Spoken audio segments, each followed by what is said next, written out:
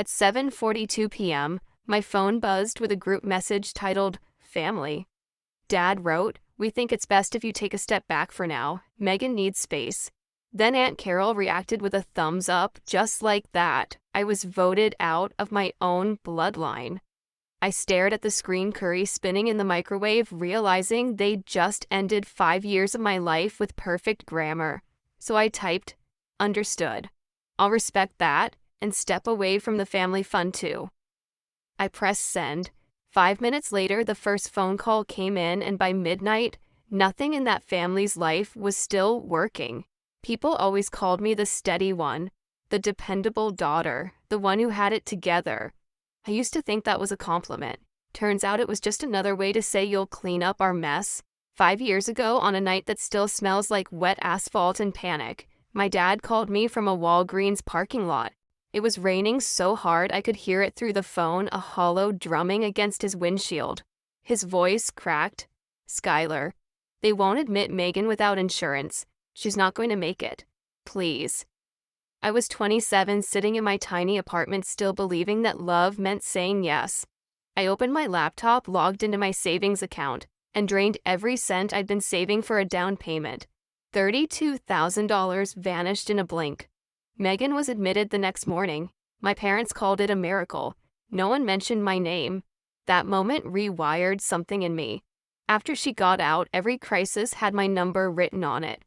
Mom's insulin, Dad's overdrafts, Megan's therapy bills. I told myself it was fine. I was helping. Family helps, but help turned into habit, and habit turned into expectation. Then one night over takeout, Dad said, "Maybe we should make it official, set up a family fund. You're so good with numbers." I smiled because it sounded responsible. Safe, like control. What I built was a leash. The Kenyon Family Fund lived under my name. My account, my routing, my reminders, it paid everything. Prescriptions, mortgages, tires, even small emergencies, like Aunt Carol's dental crown. Every month I logged in, checked balances, shifted money, and told myself it was temporary. I watched their lives run smoothly because I kept every wheel greased. Adrian, my boyfriend, would joke, "You treat your family like clients who never pay their invoices." I'd laugh, but in the shower later I'd cry quietly so he wouldn't hear. By year 3, I stopped buying anything new for myself. I canceled Netflix, skipped vacations, ate oatmeal because it was cheap and didn't expire fast. Every time I tried to pull back, another emergency hit. It felt like the universe punished me for trying to breathe. Then came the retreat request, Megan asking the fund to cover a $3,200 yoga trip. "It's for my mental health," she said. I waited for someone else to say no. Instead, Dad replied, "That's important. Mental health counts too." Mom added a heart emoji. I sat there staring at my phone, realizing that they no longer saw the fund as help, it was theirs. My money was their right, and I was the rude one for hesitating. That's when the first small rebellion happened. I renamed the fund file on my computer. It used to be Kenyon Family Heart XLSX. I changed it to Kenyon Ledger, because that's what it really was, a record of debts that would never be repaid. Still, I kept going. Out of duty, out of habit, out of fear that if I stopped, everything would collapse.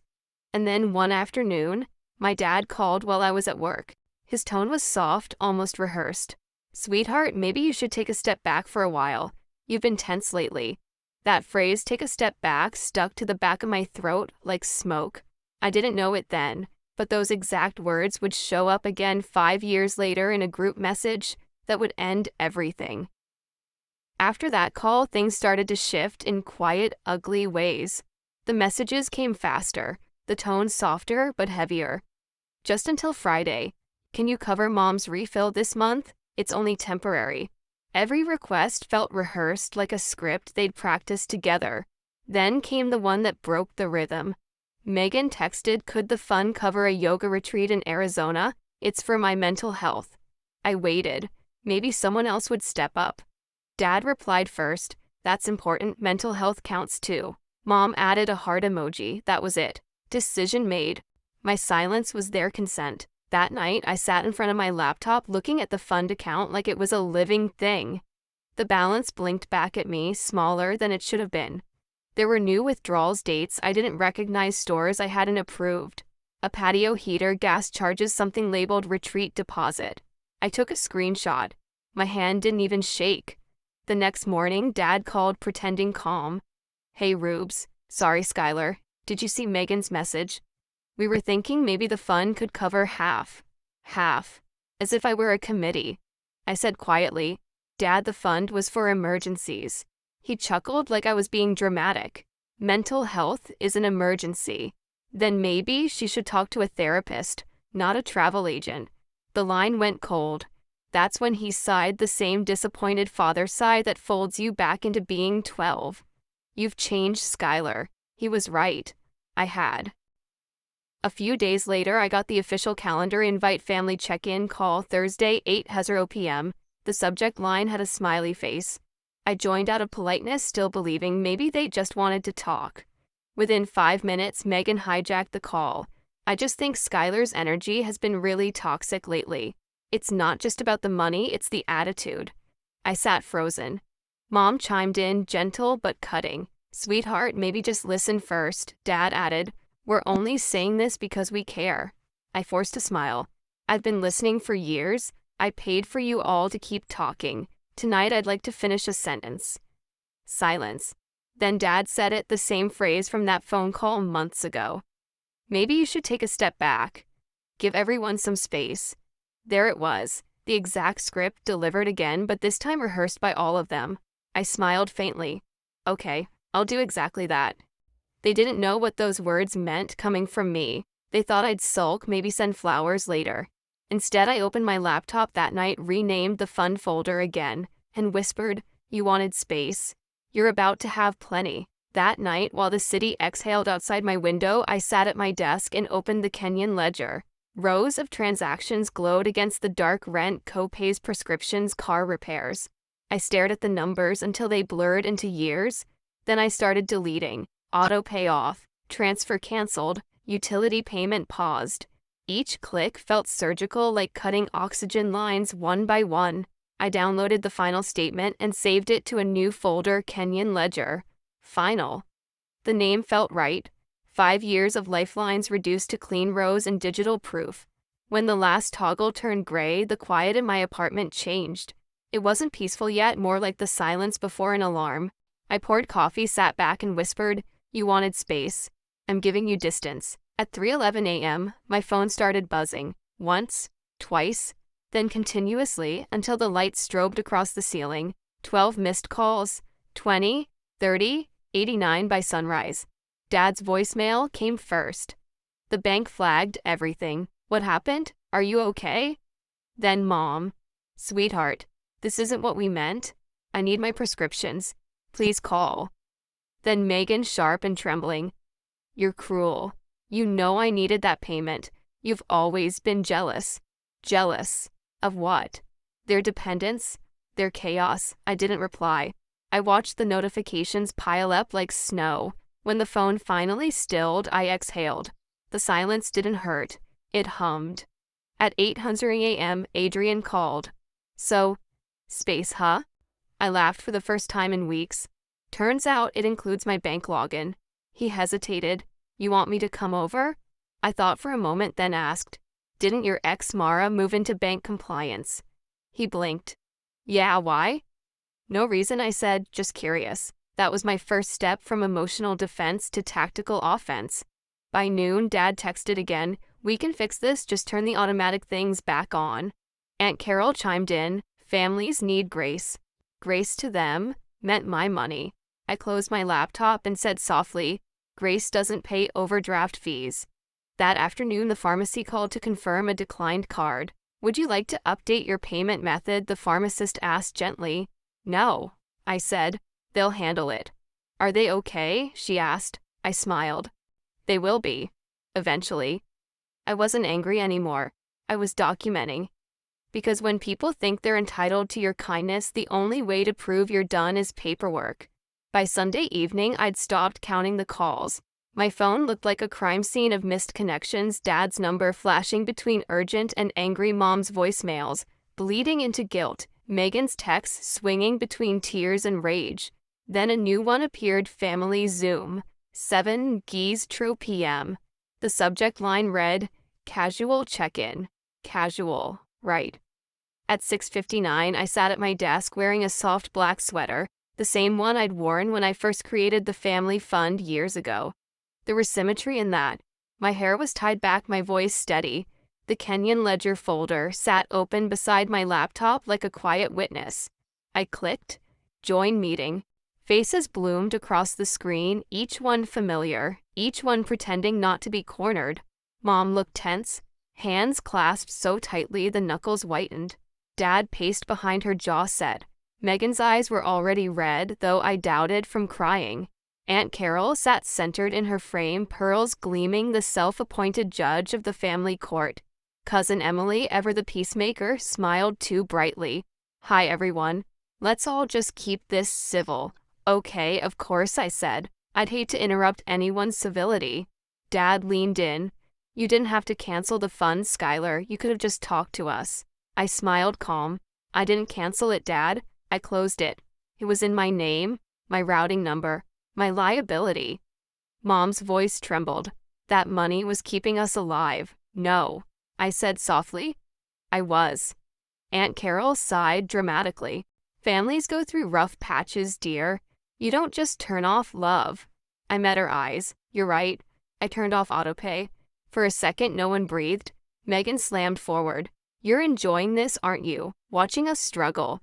You made everything about control. I tilted my head. I made it about accountability.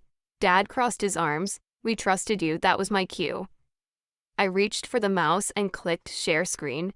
The spreadsheet filled the display, rows of color-coded cells, years of payments, dates, and notes. At the top, bold black letters read, Kenyon Ledger XLSX. Mom gasped. What is this? 5 years, I said evenly. Every bill, every copay, every emergency you called love. Lines of data scrolled down like confessions. Rent for Megan's apartment, insulin refills, tires, therapy, mortgage gaps. A dental crown for Aunt Carol. Beside each entry, the totals stacked into one brutal truth. $187,421,000, Emily whispered. Wow. Aunt Carol's smile tightened. Someone loves keeping receipts. I looked straight at her. Someone had to. Otherwise, you'd still call me dramatic instead of accurate. Mom covered her mouth. You tracked all this, I nodded. No one else was keeping score, and I was tired of gaslighting myself. Dad's face went pale. You didn't have to humiliate us. I didn't, I said quietly.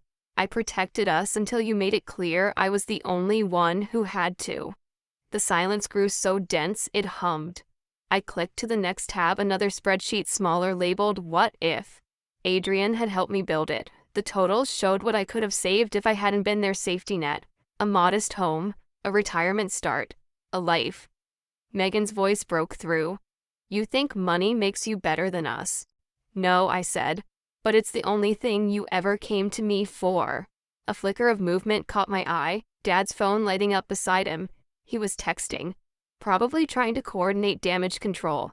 I scrolled again and pulled up a PDF. Before you decide who's cruel, you might want to see this. The document filled the screen. Kenyon Family Wellness, LLC loan application, $80,000. Filed under my name, my social security number, my forged signature. Mom froze.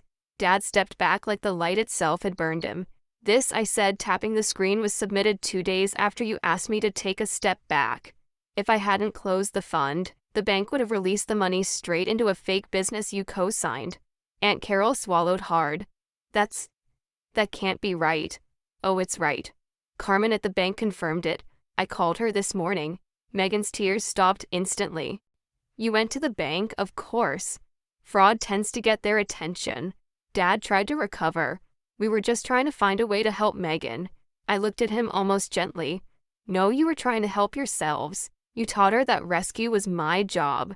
But the job's over. I reached beside me, lifting a neat stack of papers into frame. I've already spoken to a lawyer. Every joint account authorization has been removed. Shared cards canceled. Utilities separated. I even notified the IRS. Mom's voice rose brittle and small. You wouldn't. I already did. For a beat, no one spoke. I could see it, the dawning horror of accountability. The moment a family that ran on dependency realized the faucet had truly shut off. Aunt Carol forced a brittle laugh. "You're so dramatic, Skylar. We'll talk when you've cooled down." I smiled faintly. "You don't understand. There won't be another conversation. Love without boundaries becomes debt, and I just paid mine in full." I ended share screen. The blank of the Zoom grid glared back, every face trapped in a different shade of denial. Dad's jaw clenched. "So what? You want us to beg?" "No," I said. "I want you to learn how to live without draining me." Then I took a breath, slow and calm. "You told me to step away." I did. And with one click, I hit leave meeting. The screen went black. My reflection appeared, a woman I barely recognized, not angry, not trembling, just free. I sat there staring at the dark monitor, listening to the hum of my refrigerator. It sounded like applause. Outside, the city glowed indifferent. Inside, the quiet finally belonged to me. For 5 years, I'd been financing their peace. Tonight, I bought mine. For 2 days after that call, my apartment felt like the eye of a storm. The phone barely stopped buzzing. Dad's messages swung from fury to desperation. "Please fix this before we lose the house." Mom's voicemails trembled with guilt. "You've gone too far, sweetheart." And Megan's texts came in all caps, "You ruined us." I didn't answer any of them. I just let the notifications pile up until the sound became background noise, like rain on a roof I no longer lived under. On the third morning, the buzzing stopped. The silence was thick and strange, but it didn't hurt. It hummed. I went through every account one last time, verifying that all joint authorizations were gone.